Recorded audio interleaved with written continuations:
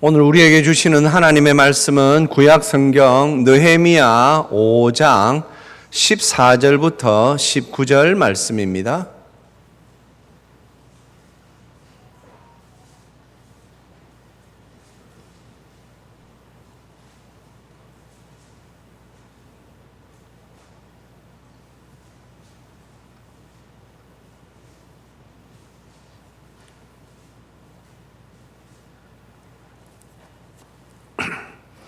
네, 저와 우리 성도님들 한 절씩 받들어 읽겠습니다. 또한 유다 땅 총독으로 세움을 받은 때 곧 아닥사스다 왕 제20년부터 제32년까지 12년 동안은 나와 내 형제들이 총독의 녹을 먹지 아니하였느니라.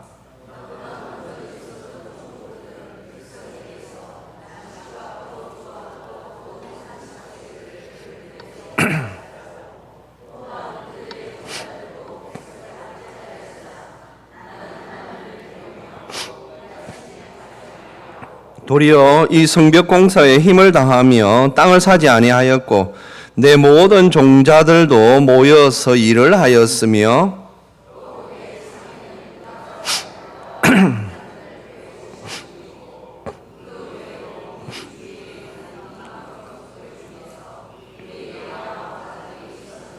매일 나를 위하여 소 한 마리와 살찐 양 6마리를 준비하며 닭도 많이 준비하고 열흘에 한 번씩은 각종 포도주를 갖추었나니 비록 이같이 하였을지라도 내가 총독의 녹을 요구하지 아니하였음은 이 백성의 부역이 중함이었더라. 내 하나님이여, 내가 이 백성을 위하여 행한 모든 일을 기억하사 내게 은혜를 베푸시옵소서. 아멘. 기도하겠습니다. 하나님 아버지, 은혜 감사합니다. 주님, 저희들이 하나님을 믿고 섬김으로 하나님께서 주시는 은혜와 복들을 받아 살아야 하는 복된 사람들입니다. 주님, 그러나 저희들이 하나님께서 주시는 복과 은혜를 받으며 지금 살고 있는지 주여, 오늘 이 느헤미야 말씀을 통하여 우리를 잘 돌아보게 하여 주시옵소서. 주여, 어떻게 하면 하나님께서 주시는 그 은혜와 복 가운데 살 수 있는지 말씀으로 주실 때에 저희들이 또한 이 말씀에 순종하며 하나님 앞으로 주여 저희들이 나아가게 하여 주시옵소서.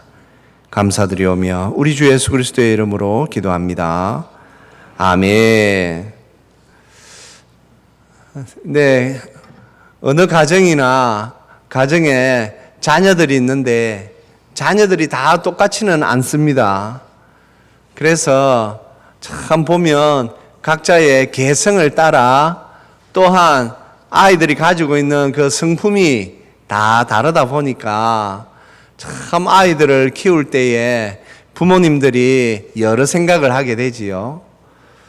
그 가운데에서 보면 자녀들 중에 부모님께 꼭 사랑받는 자녀들이 있습니다.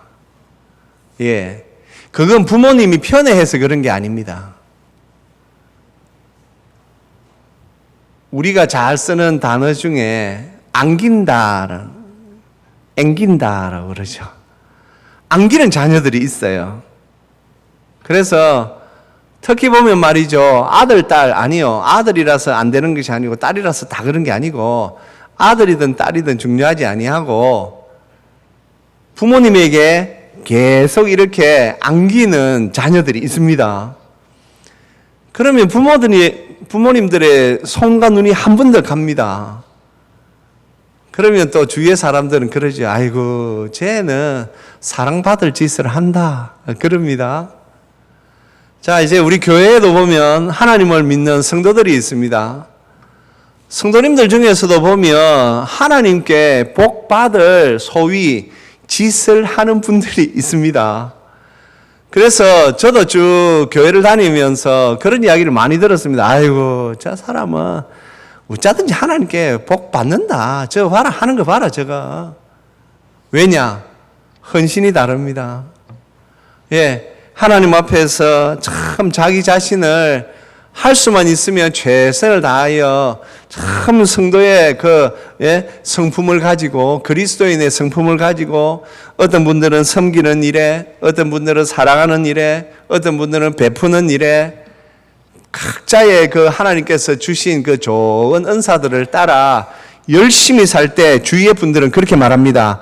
야, 저 사람은 하나님께 복 받을 짓을 한다. 저러니까 하나님께서 복을 주시지. 그렇게 합니다. 성도는 우리가 무시할 수 없는 것 중에 하나가, 지금 우리 한국 교회에도 말이죠, 벌써 6대, 6대째 예수님을 믿는 그런 가정들이 꽤 많이 있습니다. 그거 무시 못합니다. 제가 가장 부러운 것 중에 하나가 바로 그 부분이거든요. 몇 대를 이어서 예수님을 믿는다. 사실 그거 쉽지 않습니다. 왜냐하면 맨 처음 예수님을 믿은 분들은 대부분 다 어려웠거든요. 대부분 다 어려웠고, 그러니 벌써 6대째 할 것 같으면 말이죠, 지금으로부터 얼마나 오랜 시간 전입니까? 그때에는 우리 사회가 말이죠, 그렇게 이 기독교에 호의적이지 않은 분들이 많았다고요. 그래서 어떤 분들은 집안에서 축출을 당하고, 어떤 분들은 집안 사람들한테 모욕을 당하고, 그런 경우들이 얼마나 많았었습니까? 그럼에도 하나님이 살아계시니까 그 믿음의 가정이 세워지고 하니까 그 가정이 복을 받습니다. 예, 믿음의 가정들이 복을 받습니다. 그건 우리 한국 교회뿐만 아니라 2000년 교회 역사 속에서 그건 항상 말이죠, 간정되어진 사실입니다.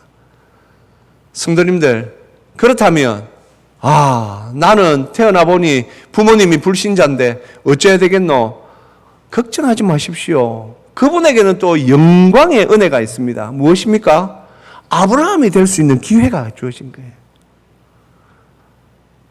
그분은 그 가정에 아브라함이 될 수 있는 기회가 주어지는 거예요. 예.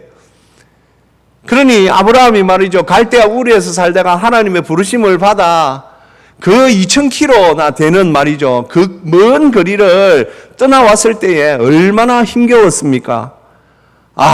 말이죠, 가나안 땅에 왔는데 아내를 2번이나 빼앗길 뻔하고 말이죠, 이런저런 여러 가지 일들이 많았지만 그가 하나님을 믿는 믿음 안에 서 있음으로 말미암아 우리가 잘 아는 믿음의 조상이 되었습니다. 성도님들, 하나님께서는요, 모두에게 복을 그냥 말이죠, 내려주시지 않습니다. 그래서 우리가 구약 성경에도 보면 복받은 분들, 여러분들 가운데 창세기 6장에 보면 노아가 나옵니다. 성도님들, 우리가 성경을 읽을 때 이런 부분 잘 눈여겨보셔야 합니다. 모세가 노아에 대해서 이렇게 기록하고 있습니다. 이것이 노아의 족본이라. 노아는 의인이요 당대의 완전한 자라. 죄가 없다라는 말이 아니고요, 그가 하나님 앞에서 경건하게 살았다, 이런 뜻입니다. 그는 하나님과 동행하였으며. 성도님들, 노아가 받은 가장 큰 복이 무엇입니까? 인류 멸망 속에서 그의 가족만 살아남는 엄청난 복을 받았습니다.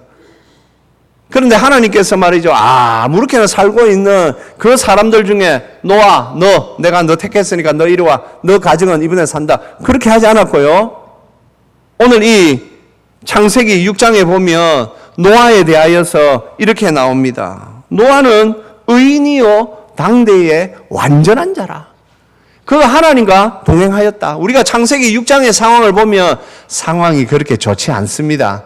사람들이 온갖 죄악에 말이죠, 그들이 자기 마음대로 살고 있던 그때에 노아는 하나님과 그렇게 함께 살았다라는 것이지요.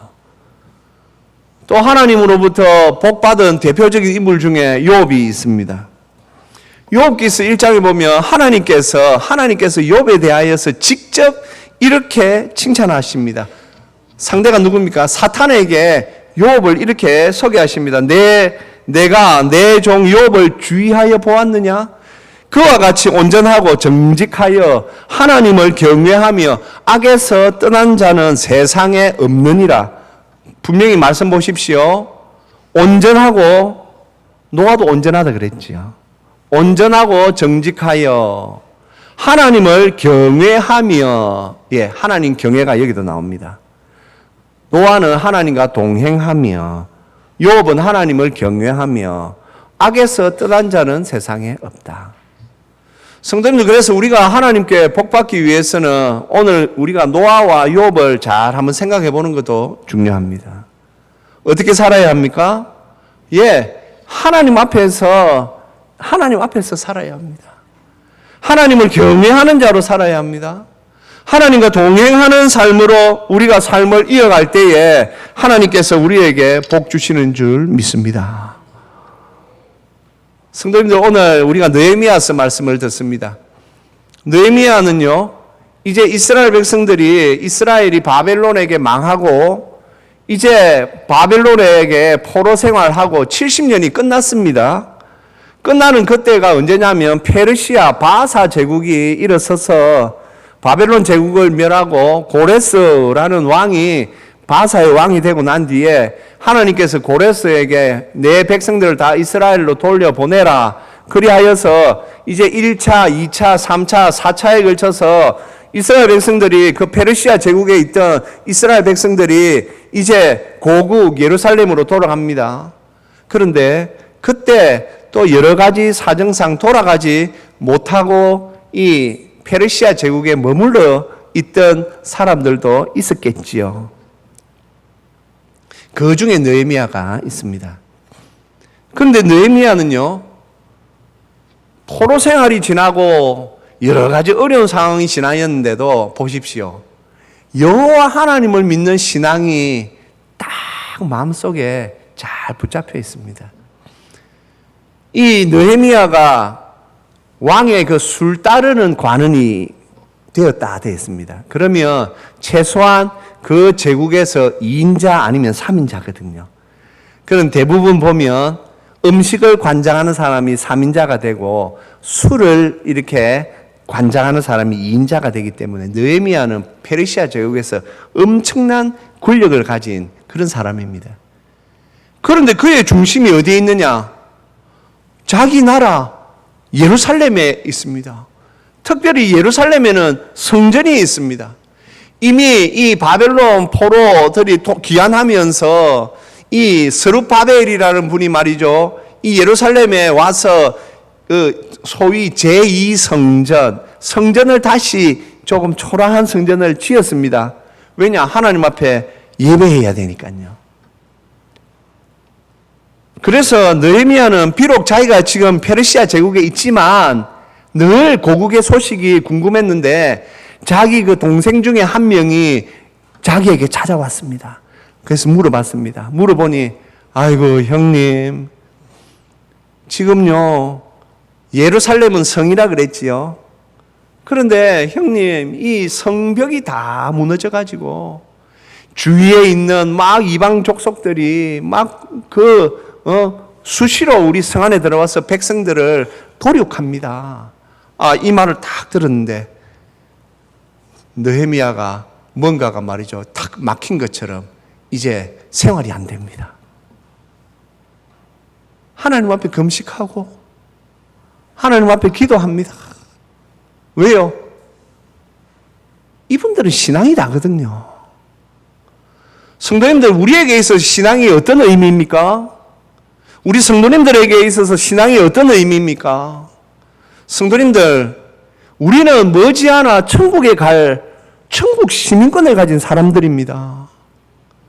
우리는 언제나 신앙 중심으로 살아야 하는 사람들입니다. 느헤미야가 그 좋은 페르시아 제국에서 그 높은 권력을 쥐고 있음에도 불구하고 자기 조국 예루살렘에 성벽이 회파되었다는 소리를 들으니까 음식이 안 들어갑니다. 뭔가 모르게 탁 막혀버립니다. 그리고는 그가 금식하고 하나님 앞에 기도합니다. 그러나 그가 맡은 직위가 있기에 이제 왕의 앞에 가가지고 술을 따릅니다. 술을 따르는데 왕이 가만히 보니까 느헤미야 얼굴에 근심이 있습니다. 사실 일반적으로 근심이 있으면 그냥 끌고 나가서 죽입니다. 왜냐하면 영모가 있을 때 근심이 있다라고 일반적으로 왕은 생각하기 때문입니다. 그런데 느헤미야에 대하여서 잘 알기 때문에 왕이 물어봅니다. 너 얼굴에 왜 근심이 있느냐? 그때 느헤미야가 바짝 엎드리지요. 왕이시여. 왕이 알다시피 저는 우리 여호와 하나님을 믿는 우리는 하나님의 백성들인데 지금 제 모국에 그 예루살렘 성전이 있는 예루살렘 성이 회파되어 제가 그로 인하여서 음식도 못 먹고 제가 너무 괴롭습니다. 그렇게 이제 말을 하게 되고 그 왕의 배려로 그가 이제 예루살렘에 와서 우리가 잘 아는 대로 성벽을 재건하게 됩니다. 오늘 우리가 5장 말씀을 읽지요. 성도님들, 느헤미야는 이 5장이 되기까지 얼마나 어려움이 많았는지 모릅니다. 힘이 들 때, 성도님들, 느헤미야는 힘이 들 때 하나님 앞에 꼭 기도했습니다. 그에게 신앙이 남아있는 것이 어떤 때는 우리가 생각할 때, 이야, 어떻게 저런 신앙이 남아있을까? 제가 앞서 말씀드린 것처럼 이미 포로 생활 70년이 지났고 그 이후에 얼마의 시간이 지났는지 모르는데 여호와 하나님을 믿는 신앙이 말이죠. 하나도 변하지 않았습니다. 그리고 그는 어려울 때면 하나님 앞에 꼭 기도했습니다. 느헤미야서 1장부터 보면 말씀 올려봐 주세요. 항상 느헤미야는 이렇게 하나님 앞에 기도합니다. 하나님, 어려움이 있을 때면 기도합니다.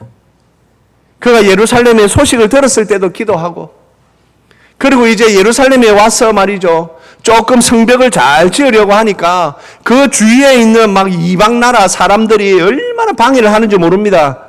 왜냐하면 성벽이 재건되면 그 민족의 위상이 올라가거든요. 그러니까 할 수만 있으면 방해하려고 합니다. 그런데 그때마다 느헤미야는 하나님 앞에 기도합니다. 사랑하는 성도님들, 우리 성도님들은 어렵고 힘들 때면 무엇 하십니까? 참 이게 조금 곤란한 문제입니다. 우리가 믿음으로 하나님 앞에 잘 사는 때가 있고요. 그렇지 못한 때가 있습니다. 성도님들 이런 경험이 있으십니까? 믿음으로 잘 살 때는요. 힘이 들 때 기도합니다. 왜냐하면 성령께서 우리를 당기시거든요. 믿음으로 하나님을 기쁘시게 하니까 하나님께서도 우리를 당겨주십니다. 그런데 하나님 앞에 믿음의 생활을 하지 않을 때면 말이죠. 옛 생활로 자꾸 돌아갑니다. 예. 세상이 당깁니다. 이게 희한한 우리 믿음의 세계입니다. 믿음으로 살면 살수록 하나님께서 하나님의 성령이 우리를 잡아주시고 그러면 또 어떤 이들은 이렇게 말합니다. 아니, 우리가 좀 죄악된 길을 갈 때도 성령님께서 좀 우리를 좀 이렇게 당겨주시면 좋겠는데요. 아니요. 우리가 믿는 하나님은 우리를 인격적으로 대하십니다. 우리를 인격적으로 대하시기 때문에 우리가 나는 하나님을 기쁘시게 하는 것보다 나는 세상으로 나는 가고 싶어 하고 할 때는 하나님께서 기다리십니다. 로마서 8장에 의하면 성령께서 탄식하시며 보신다고 그랬습니다. 우리가 죄악된 길을 걸어가고 있을 때 성령께서 탄식하십니다. 그러면서 다시 돌아오기를 하나님께서 기다리십니다. 누가복음에 탕자의 아버지가 탕자가 돌아오길만을 기다리고 있듯이 기다리십니다.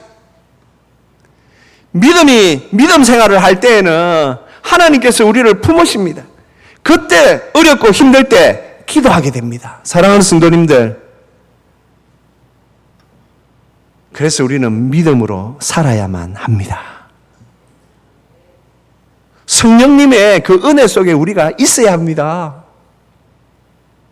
자꾸 우리가 세상 쪽으로 가면 결국 어렵고 힘들 때는 세상이 우리를 당겨버립니다. 더 힘들게 되지요. 오늘 그러나 느헤미야는 어렵고 힘들 때면 더 하나님 앞에 기도합니다. 그러니 어떤 일이 일어날까요? 그 다음 말씀 올려봐 주세요. 하나님 앞에 기도하면 기도할수록 하나님께서는 예, 두 번째 줄 보시면 하나님의 선한 손이 나를 도우심으로. 18절에도 보면 하나님의 선한 손이 나를 도우신 일과. 그렇습니다. 하나님은 영이시기 때문에 손이 없습니다. 그러나 이건 우리가 이해하기 쉽도록 하나님께서 배려하신 것이지요. 성도님, 우리가 말이죠, 하나님의 그 말씀대로 살려고 애쓰고 막 노력할 때, 그때 힘든 일이 닥쳤을 때 기도해 보십시오. 우리도 이 하나님의 선한 손을 만나게 됩니다. 그래서 우리가 살 수 있는 것입니다. 그래서 저희들은 그런 걸 또 말이죠, 조금 성경 좀 읽었다고 해서 또 어떤 때는 이런 표현을 씁니다. 우리 열왕기서에 보면 아합에게 쫓기던 엘리야가 이제 막 광야로 쫓겨갑니다. 그때 하나님께서 무엇을 보내십니까? 까마귀를 보내십니다. 예. 그래서 우리 요즘은 뭐 이런 말도 못 듣겠어요. 제가 80년대 이런 때 말이죠, 신앙생활 할 때 우리 교회 집사님들 뭐 이야기하게 해주면, 아이고 까마귀가 왔다, 까마귀가. 맨 처음에 저는 까마귀가 왔다 그래. 무슨 까마귀가 왔다, 무슨 말인 거야? 하나님께서 도움의 손길을 이렇게 보내주셨다. 집사님들이 말이죠, 말씀을 이야기했는데, 아이고 이번에 어려웠는데 까마귀가 와갖고 우리가 이 어려움을 안 이겨냈나 그러는 거예요. 그래서 저는 맨 처음에 진짜 까마귀가 뭐 와가지고 뭐 어찌 하나 싶어가지고 궁금해가지고 막 그랬더니 세상에 그 열왕기서에 있는 그런 말씀을 그렇게 은혜롭게 해석을 해가지고 그렇게 하더란 말이죠. 오늘 느헤미야서 말씀을 하면 하나님의 선한 손이 도왔다라는 것이지요. 사랑하는 성도님들, 우리에게도 이 하나님의 선한 손이 필요하지 않습니까? 예, 우리에게 이 하나님의 선한 손이 필요합니다. 우리에게는 이 하나님의 선한 손이 있어야만 우리가 제대로 된 삶을 살아갈 수가 있습니다. 우리 교회가 이 하나님의 선한 손이 있어야 합니다. 우리 힘으로만 되지 않습니다. 이 하나님의 선한 손이 언제 나옵니까? 기도하는 교회 위에 하나님의 선한 손이 역사하실 줄 믿습니다. 우리의 삶 가운데에서도 아무리 어렵고 힘들더라도 믿음으로만 서 있으면 하나님의 선한 손이 임하실 줄 믿습니다. 성도님들, 우리는 하나님 앞에 은혜 받기를 원하는 사람들입니다. 자금의 한국교회, 제가 설교 시간에 계속 이런 말씀 한 번씩 하는 거 용서하십시오. 왜냐하면 우리가 현실을 무시하고 살 수는 없습니다. 한국교회가 왜 이렇게 지금 세상으로부터 지탄을 받습니까? 우리 주님께서 너희는 세상의 소금이라 말씀하셨습니다.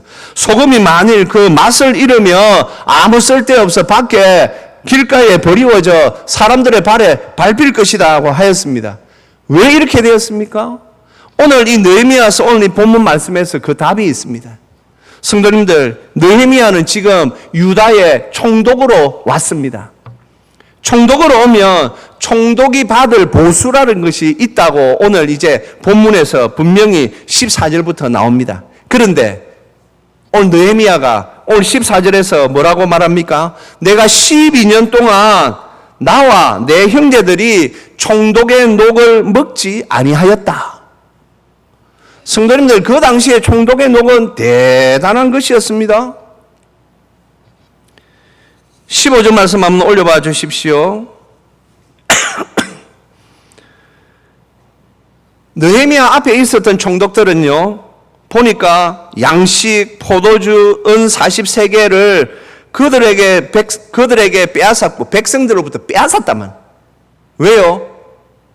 먹을 게 없게 줄 게 없으니까 그냥 억지로 빼앗았다라는 거죠.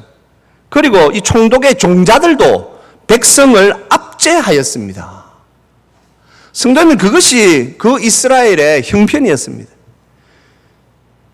이스라엘이 누굽니까? 하나님의 백성들 아닙니까? 사실 어떤 민족보다 이스라엘은 정확하게 말하면 형제로 이루어진 나라지요.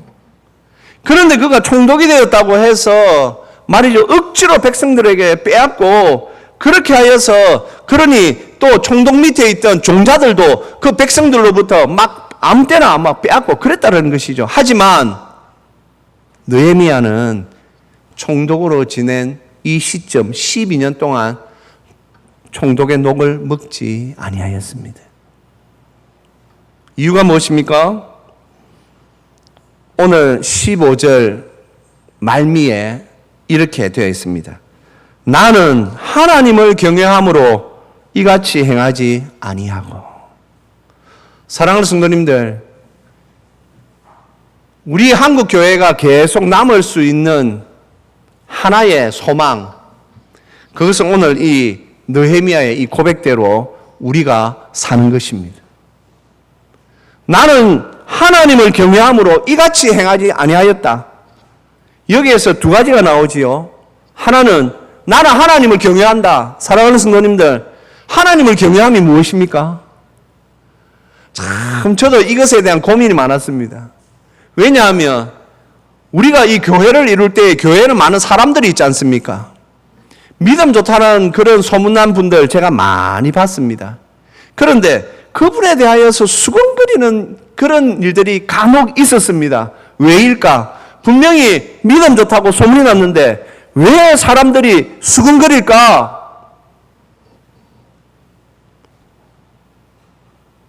어쩌면 전자에 해당하는 것, 나는 하나님을 경외하노라 라고 말은 할 수 있었겠지만 그 뒤에 나오는 것, 이같이 행하지 아니하고 느헤미야는 행동했습니다. 하나님을 경외함과 동시에 우리 예수님께서 율법의 완성이라고 말씀하신 하나님을 사랑하고 내 이웃을 내 몸과 같이 사랑하라. 그렇습니다. 느헤미야는 이스라엘 백성들을 사랑했습니다. 그래서 자기가 봤을 때 지금 이 백성들은 나에게 총독의 녹을 줄 수가 없다. 내 생활비 줄 수가 없다. 그래서 그가 받지 않은 것입니다. 무엇으로 살았을까? 거기에 대해서는 여러 가지 설이 있습니다. 그가 이미 페르시아 제국에서 그가 술 맡은 관원으로 그가 받았던 그러한 녹봉들과 여러 가지 상황으로 아마 느헤미야도 아껴 그렇게 살았을 것입니다. 사랑하는 성도님들, 우리 모두는 하나님께 은혜 받기를 원하는 사람들입니다. 오늘 느헤미야가 19절에서 내 아버지여, 내 하나님이여, 내가 이 백성을 위하여 행한 모든 일을 보십시오. 19절 말씀 올려봐 주십시오. 내가 이 백성들을 위해 행한 모든 일을 기억하사. 성도님들, 우리는 뒤에 있는 이 말, 내게 은혜를 베푸시옵소서, 이 말씀만 자꾸 붙들려고 하는데 우리가 이 말씀을 정확하게 붙들기 위해서는 하나님, 이 백성을 위한 행한 모든 일을 기억하사. 제가 설교 앞부분에 말씀드린 것처럼 하나님을 기쁘시게 하는 일을 자꾸 해야 됩니다. 하나님이 무엇을 기뻐하실까? 참 답답한 사람들이 있어요. 하나님은 헌금 많이 하면 기뻐하신다. 세상에. 주일 예배도 안 오면서 자기 11조만 많이 하면 하나님 기뻐하신다고 생각하는 사람들 제가 지난 교회에서 본 적이 있는데 기가 막힙니다. 성도님들, 하나님께 돈이 무슨 소용이 있습니까? 이 세상의 기름, 은금, 보화 모두 다 하나님 건데 자기가 그렇다고 해서 돈을 11조를 한다고 해서 뭐 일주일에 1조씩 하는 것도 아니면서 꼴랑 그 몇 푼 11조 하면서 하나님은 돈을 좋아하실 거다. 아닙니다. 하나님이 기뻐하시는 것이 무엇입니까? 바로 느헤미야와 같이 하나님을 경외하고 이웃을 내 몸과 같이 사랑하는 이것입니다. 우리가 하나님 앞에 복을 받기 위해서 그래서 우리가 해야 할 일이 무엇이겠습니까? 첫 번째는 하나님을 경외해야 합니다. 성도님들, 하나님을 경외하는 성도는요, 우리 주님께서 나를 따르려거든 자기 십자가를 지고 나를 따라야 한다 말씀하셨습니다. 자기를 부인하고 하나님을 경외하는 성도들은 대부분 다 보면 귀가 열린 분들입니다. 그 대표적으로 다윗이 있지요. 다윗이 10년 동안 사울에게 쫓겨다닐 때에 하루는 그 굴 깊은 속에 다윗이 먼저 들어가 있었습니다. 그런데 사울이 급한 일이 있어서 그 굴 안으로 혼자 들어왔습니다. 그때 굴 안에 있던 다윗의 부하들이 왕 다윗이야, 이건 하나님께서 주신 기회입니다. 하나님께서 이 사울을 우리에게 보내주신 겁니다. 지금 당장 칼로 치시오. 그때 다윗이 뭐라고 말합니까? 아니, 나는 여호와께서 기름 부은 자를 내 손으로 할 수 없다. 보십시오. 다윗이 10년을 쫓겨다녔습니다. 가족들과도 만나지도 못하고 그 10년을 좁디 좁은 그 가나안 땅에서 막 도망다녔습니다. 그럼에도 그는 하나님을, 여호와를 경외하는 그 믿음으로 사울에게 칼대지 않았습니다. 심지어 옷자락 하나 뺀 것 갖고도 그가 나중에 눈물로 회개합니다. 사랑하는 성도님들, 믿음 좋은 것은 하나님을 경외하는 성도에게만 주어지는 것입니다. 하나님을 경외하는 자에게 하나님께서 복 주실 줄 믿습니다. 또한 하나님을 경외하는 자는 꼭 이웃을 사랑합니다. 왜냐하면 자기를 부인하기 때문입니다. 자기가 없습니다. 그러니 이웃이 나보다 더 낫게 보이지요. 믿음 좋은 분들 대부분 보면 말이죠, 자기는 세상에 버려지라. 예? 그래서 사도 바울도 빌립보서에서 보면 나는 괴수 중에 괴수다. 나는 최고로 악질한 인간이다. 그렇게 자기를 봅니다. 왜요? 바울은 자기 십자가를 지고 있었기 때문입니다. 그러니 세상의 모든 사람이 자기보다 더 낫게 보입니다. 그러니 사람들에게 함부로 하지 않지요. 그러니 하나님께서 넌 참 네 이웃을 네 몸과 같이 사랑하느냐 하고 복을 주시는 것이지요. 성도 여러분, 오늘 우리가 이 말씀을 잘 기억하십시다. 하나님 앞에 우리도 은혜 받기를 원합니다. 저도 참 오늘 느헤미야의 고백이 너무나도 사모되고 좋습니다. 내게 은혜를 베푸시옵소서. 하나님 저에게 좀 은혜 베푸시옵소서. 그러나 성도님들, 오늘 말씀을 통하여 우리가 알게 된 건 무엇입니까? 하나님은 아무에게나 은혜 주시지 않습니다. 하나님은 철저히 그 하나님의 말씀에 순종하여 그 말씀을 행하는 자들에게 하나님께서 은혜 주시는 줄 믿습니다. 그래서 우리도 이 하나님 앞에서 하나님 경외하며 하나님의 말씀을 따라 행함으로 말미암아 이 하나님께서 주시는 은혜 누리시는 저와 우리 모두가 되시기를 주님의 이름으로 축복합니다. 우리 시간 함께